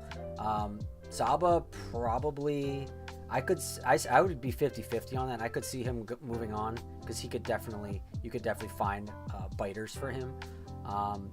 But I don't know if it makes sense to because he's been a stalwart. Even when he's not scoring, he's doing assisting, and he's been a guy who's propped up the club kind of almost on his shoulders, almost exclusively for a while now. And he definitely lives and breathes the club. So I don't know if that's why I put it at like a 50-50 because we can get good value. And I don't necessarily think he's part of the culture issue that the team has. He feels like a guy who is literally here for the badge, and I think that should be kept. So I would say, probably it's hard for me to say. I'd say 50-50. True. I would say my heart says Miggy's got to go. My head says it's probably Moranchuk and Saba. I as a player, I love Moranchuk's style. I don't know why, it just tickles how I watch soccer and how I process the game. His style is appealing to me. But I can see where we would get better value for a player like him and Saba and be able to recoup some money back and kind of make some other moves to benefit this team. All right, so before Nick says his answer, including your answer, Nick, whether or not we should go back to the South American pipeline if you're going to replace Moranchuk, because apparently a lot of people are clamoring for that. That's one of the reasons we're struggling. Well, so my answer is the same, but also slightly different. I mean, Almiron's the captain now. He's not going anywhere. They just gave him the armband. Like, that's what it is. And really and truly, like, Latte Lat has been playing soccer for about 14 straight months now. Like, the EFL Championship starts preseason in late June. So, like, he's been playing soccer for 14 months, and he's not going to stop for another 2 or 3 months. So, like, give him an offseason and see if it works. The thing with Alexi is, I've had this theory for a while that they are shoring up the defense in the D-mid position with Alzate, Barakal, Mihai, those sort of guys, because they are trying to make the 3 DPs work, and their thought process is if we can get a solid foundation, the 3 DPs will work. And I don't know if I believe that or not, but I think that's what they believe. So my gut is Moranchuk is still going to be here too. My gut is all 3 DPs and Ronnie are still going to be here next year, and Glenn is going to hate that so much because Glenn loves him all the time. Yeah. So hey, Glenn, can't wait to tell him that that's my theory sometime for next time I talk to him. I think you're right about that. I think Moranchuk will likely be here too. I think he's going to be here, and it pains me to say like, oh, he should go or whatever, because he is. When I met him at training, like, he is the sweetest guy ever. He's such a nice person, and you can clearly tell like he wants to be here, and he came here rather than go somewhere else in Europe and all that sort of thing. Like, he believes in this project and all that stuff. All three of them do. I rag on Moranchuk a lot, but I do believe what you're saying is correct. Clearly You know, wonderful even person. though the fact that he probably doesn't give a crap about Atlanta rap music, and it was kind of a farce for him to say so. Oh, yeah. Outside of that, I still I think like, he I actually agree with you. No, he, I no, mean- he genuinely does. No, he genuinely does. Absolutely. Like, when he didn't meet Metro Boomin last year, he was, like, pissed. Okay. Yeah. All right. I mean, I talked to Henry Higuita, who was like, I haven't seen him wear any of that shirt after the publicity stunts he was doing. So, Oh, interesting. but Well, I mean, maybe he doesn't wear this right now, or who knows. But the answer, I think, is Saba, because I had heard this from a couple people, and I don't know if it's true or not, but apparently Saba's working on a green card. And that makes sense. if I was 15 or 20 other MLS teams who needed a baseline decent winger in MLS, like, I would trade $3 million in game for Saba. And if I was Atlanta, I would be like, yeah, like, Saba is good at a lot of things, but is he good at the thing that we need him to do, which is stretch to the end line and provide cutbacks? Like, Saba's supposed to be the kind of finishing winger. Like, when Jonte and Saba were brought in together, Saba is the finisher winger, and Jonte was the dribbly boy winger.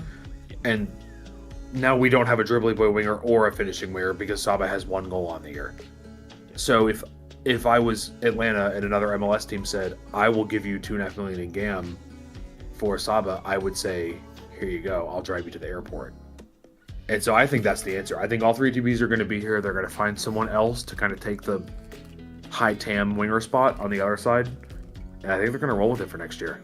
And I don't like that at all. I think that's not what I would do at all. I don't know how you can go into next year with all these three DPs when they've got 4.5 wins on the season.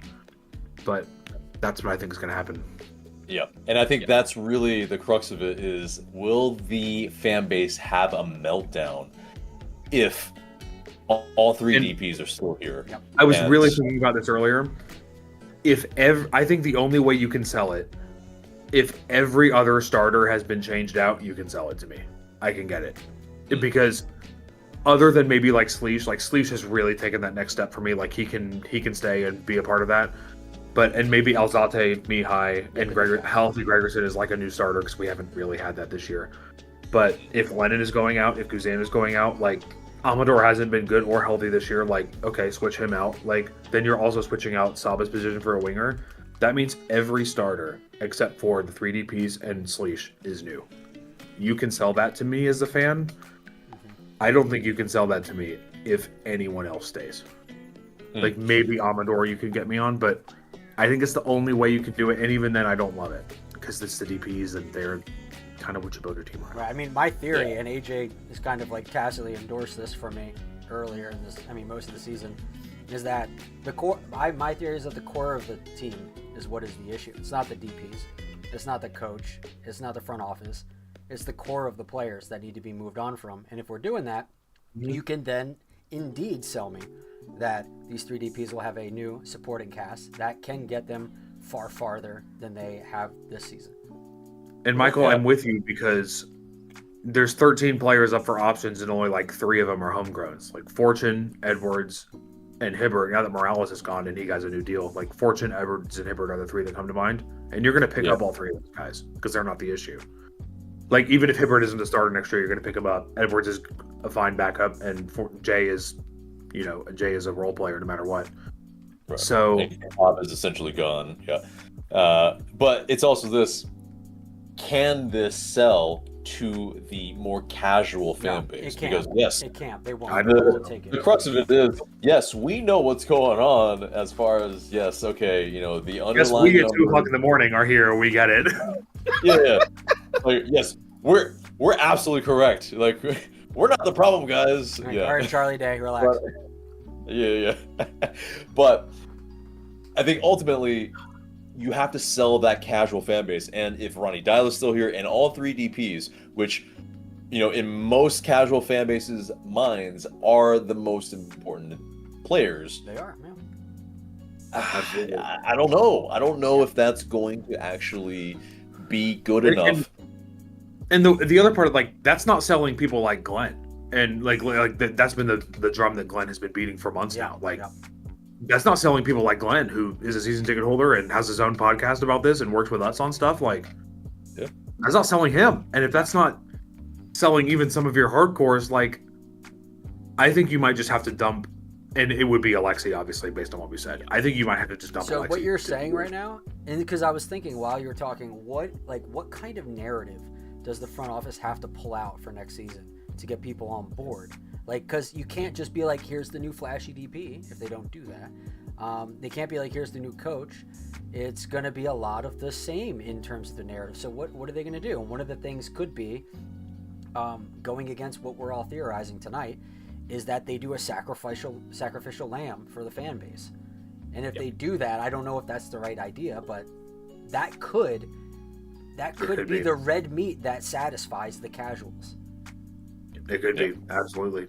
Well, that or you have just chopped and changed. Like, I remember when I wrote an article, like one of my third or fourth articles for the website was like about 80% of the roster had Gonzo, Rob, and Ronnie as managers, and I was using that as a data point to say, like, the manager is not the issue. And I fully believe that to this day. Well, they sent out a third of the roster. Like, a third of the opening day roster is gone right now. Of the 2025 roster, not including the guys who went out last summer. And so that is no longer the case. And I think you can say, even some of the homegrowns, even some of the players we like more of them will go this offseason. Yeah. And I then think at you that can point, say it's building consistency with the new guys, and that's going to take a while. Yeah. Absolutely. And I think like Drew was saying earlier, like, if you say like these supporting cast is new, but even the DPs are the same, like, I think you can sell that. I think they could do it, especially because of Garth's diagnosis and because it's kind of just Chris right now. Yeah. Like, I think feel like there's they're not going to lean into that though. No, they won't. But I'm saying that, behind the scenes, they'll be like, hey, we can't, Ronnie's not getting fired if Garth's not around to do it. And a DP probably isn't getting sold if Garth isn't around to sign off on it. So, I mean, I think Chris is probably has full reins on that. If he were going to, if like the team had to make moves, strategically speaking, then Garth would do that for him. I think so. There's something telling me that all three DPs are going to be here next year. I don't like that. I think that's wrong, but I think that's what my gut's telling me. Yeah, I mean, but what's the narrative then? If it's not sacrificial lamb narrative, then what is it? Well, I think like I said a minute ago, like if it's just the three DPs and maybe Bartek's leash that are the same, and you've changed out the other winger, left back. But to AJ's point is that the casuals don't care. They want blood of a DP or a head coach. That's really the only thing that was, from what I've seen, my temperature reading of the community is that's what will satisfy them. So would Brooks London and Brad Guzan be enough? Because I think that's Brad Guzan might go a decent way towards it. If you get Guzan and Lennon as new starters and Gregerson is healthy next year. If the new goalie is is a huge personality, who can really command a room, and they get him in the press conference to come out and talk, and he's like this big dude. If he's the new vice captain or whatever behind Miggy, then I could be okay, maybe that's the narrative that they'll run with, and that's the new whatever. Well, and also they came into this year with the same 9 defenders and the same 3 goalkeepers as they were last year. Yeah. So if you say we redid this in the last 6 months, we're going to leave the offense, because it's they can say with a straight face, we haven't had a problem with scoring goals the last couple months. Ever since and even at home, they really haven't had a problem with scoring. They haven't. They can say that. And they can say that, but even that, you go all the 2-2 draws and 3-2 losses and 3-3 draws, they really haven't in some ways. Yeah.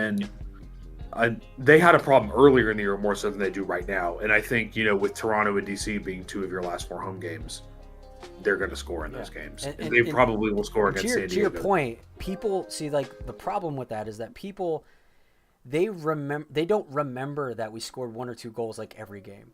They only remember that we had a lot of chances and didn't score those chances.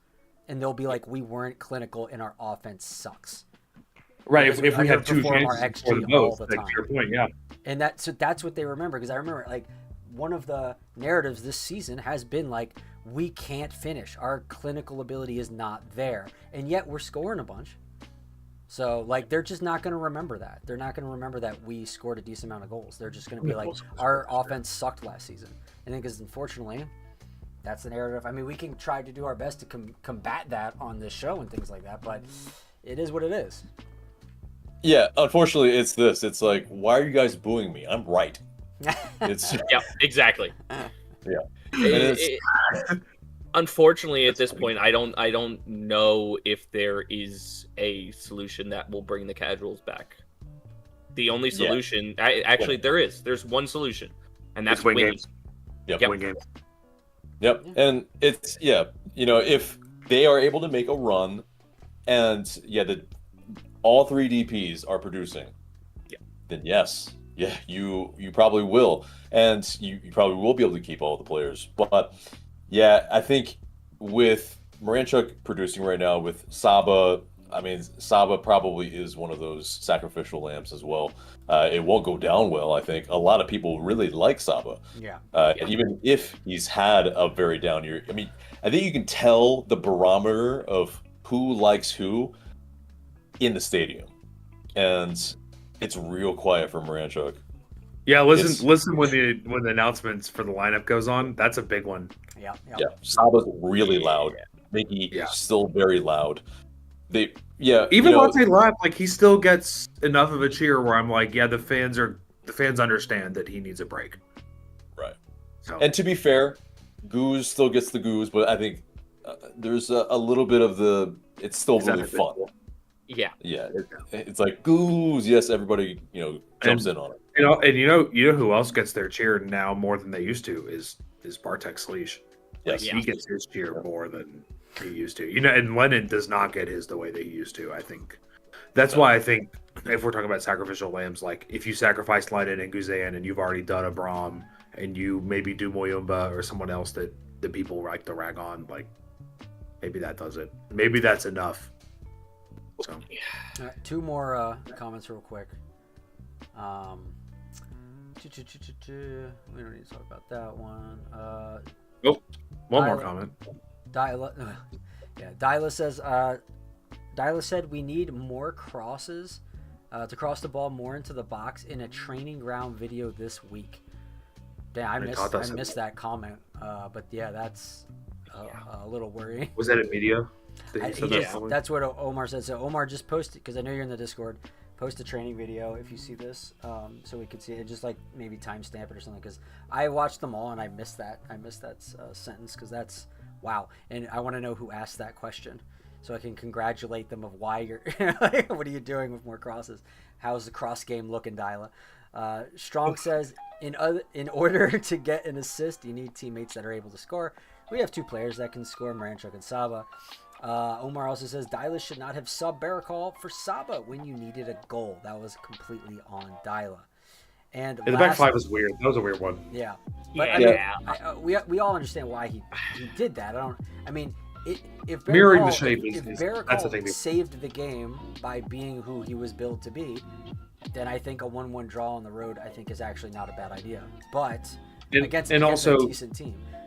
But it didn't end up like that, so now we can levy that, even though I don't know if that's appropriate to do, because it's kind of just we're looking at it post hoc. And mirroring the shape is very common in football, anyways. Like like AJ said that in the beginning. Yeah, I agree. And also, Nick, to your point, he's because I think you said the reason we're not getting a Miggy, we just literally gave him the armband. I think was your words. So Omar said we gave Josetu the armband at one point. Oh, that was very briefly. I know. I think Josetu and Alan Franco were trying it at that point. Yeah. And then he says, I think you all have a good Sunday. I'm falling asleep. Thank you, AJ. He says it. Thank you all. Thank you. So, Thanks, y'all. This was fun with 4 people. I like this. This is fun. Yeah, we might add some more. We're trying to work that out because it's obviously it takes some logistics and stuff. Yeah, of course. But it might take. I would say we'll see. I would say let's get 10 of us on this and see how that goes. Please no, that will be chaos. We'll just knock all the guests out all at once, and no one gets the words in edgewise. Exactly. Yeah, well then we can all be on this for 2 hours. It'd be great. Yeah. Right. Exactly. Yeah, that's a very good spot to, I think, end there. Yeah, I think if there's not any more comments, right? Nope, that's it. Good. Cool. All right. Well, yeah. For Mike, for Nick, for Drew, I'm AJ. Thank you guys so much for watching. Remember to like, share, comment, and subscribe. If you're with us right now at 205, bless you. And yeah, you're amazing. You're a passionate fan, and there's no doubt in anyone's mind that, yes, you are a true fan. So, yeah, You might guys, need to go get clinical help, though. as we all, yes. But why are you booing? I'm right. Anyway, guys. Thanks, Have a Dad. great night. Good night. Yep. See you guys in the next video. Good night. Take care.